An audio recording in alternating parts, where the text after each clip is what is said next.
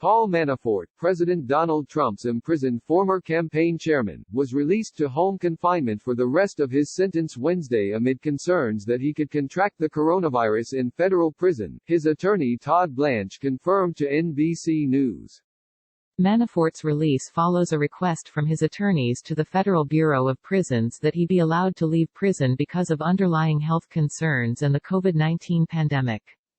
Manafort, 71, met all of the criteria for home confinement except for length of sentence served, but because of his age and vulnerability due to health issues, the Bureau of Prisons used its discretion to move him home, a person familiar with the situation said. Senior officials at Justice Department headquarters in Washington played no role in the decision, the source said.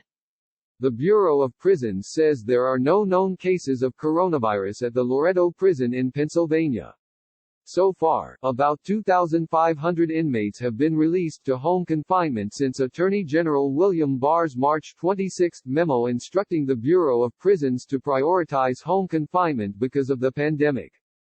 Download the NBC News app for breaking news and politics. After Barr's memo, the Bureau made several updates to its criteria to consider home confinement to include inmates who have served less than half of their sentences, according to a late April internal agency memo obtained by NBC News.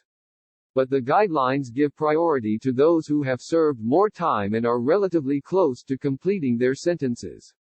Inmates who have served more than a quarter of their sentences and have 18 months or less remaining also would get priority, the memo said. Officials could deviate from the guidelines at their own discretion, it said. Manafort, a veteran GOP operative, had been in the Loretto prison since he was sentenced to 7.5 years in March 2019. He was hospitalized in December while in prison, and his lawyer has previously said he suffered from severe gout. Special counsel Robert Mueller's office charged Manafort with tax evasion and violating federal lobbying laws, among other crimes, for concealing millions of dollars he earned representing pro-Russian political figures in Ukraine. He was convicted after a jury trial in Alexandria, Virginia, and pleaded guilty to related charges in a separate case in Washington, D.C.